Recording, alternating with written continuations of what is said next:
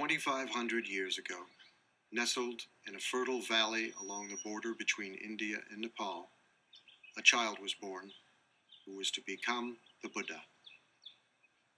The stories say that before his birth, his mother, the queen of a small Indian kingdom, had a dream.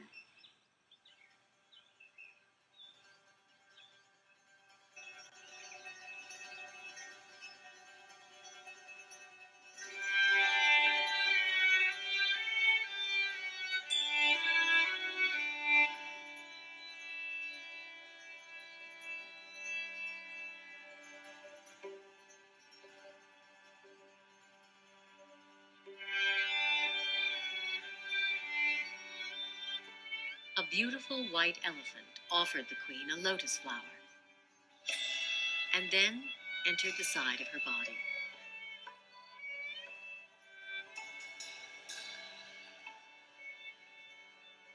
When sages were asked to interpret the dream, they predicted the queen would give birth to a son, destined to become either a great ruler or a holy man.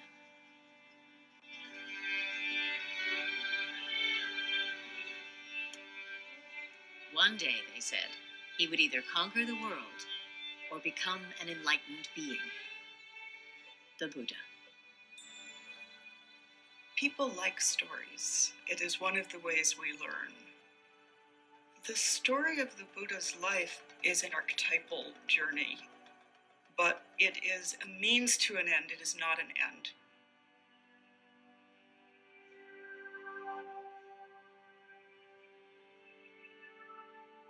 Within 10 months, as a tree lowered a branch to support her, a baby boy was born, emerging from her side. 7 days later, the queen died.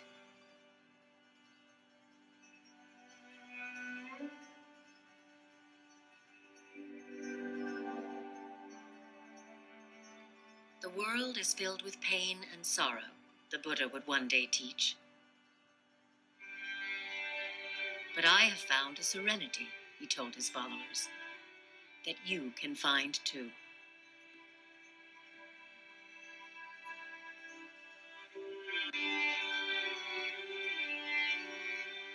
Everybody understands suffering. It's something that we all share with everybody else. It's at once utterly intimate and utterly shared. So Buddha says, that's a place to begin. That's where we begin. No matter what your circumstances, you will end up losing everything you love. You will end up aging. You will end up ill. And the problem is that we need to figure out how to make that all be all right. What he actually said was that life is blissful. There's joy everywhere, only we're closed off to it. His teachings were actually about opening up the joyful or blissful nature of reality. But the bliss and the joy is in the transitoriness. Do you see this glass? I love this glass. It holds the water admirably. When I tap it, it has a lovely ring. When the sun shines on it, it reflects the light beautifully. But when the wind blows and the glass falls off the shelf and breaks, or if my elbow hits it and it falls to the ground, I say, of course. But when I know that the glass is already broken, every minute with it is precious.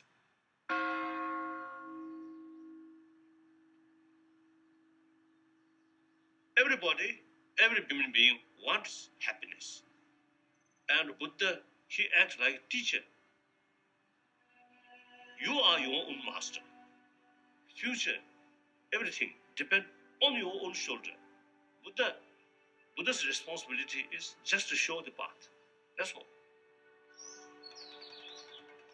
The Buddha can shine out from the eyes of anybody.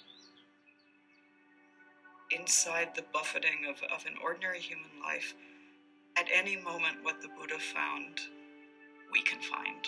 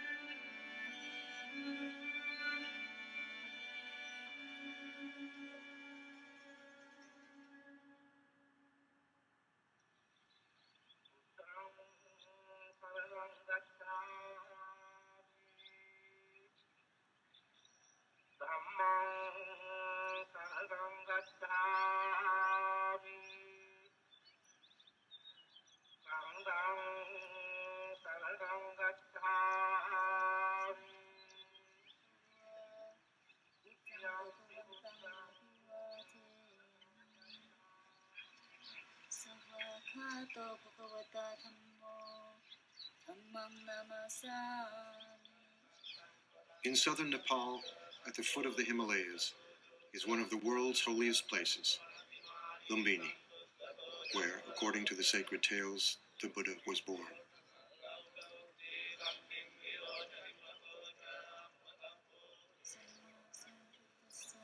Today, Buddhist pilgrims from all over the world make their way here to be in the presence of the sage whose life story is inseparable from centuries of anecdotes and legends.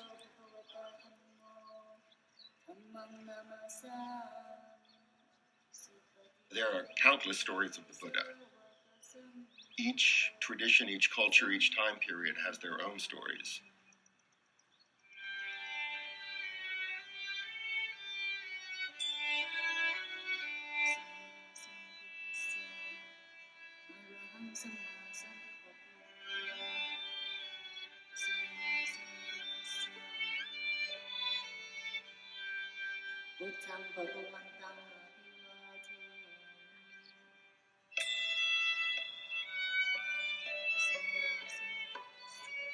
We have lots of visual narratives and artwork from all over Buddhist Asia. But the first written material, actually, the first biography, say, of the Buddha, really, we don't see that before about 500 years after his death. For the first few centuries, Buddhist narrative was oral.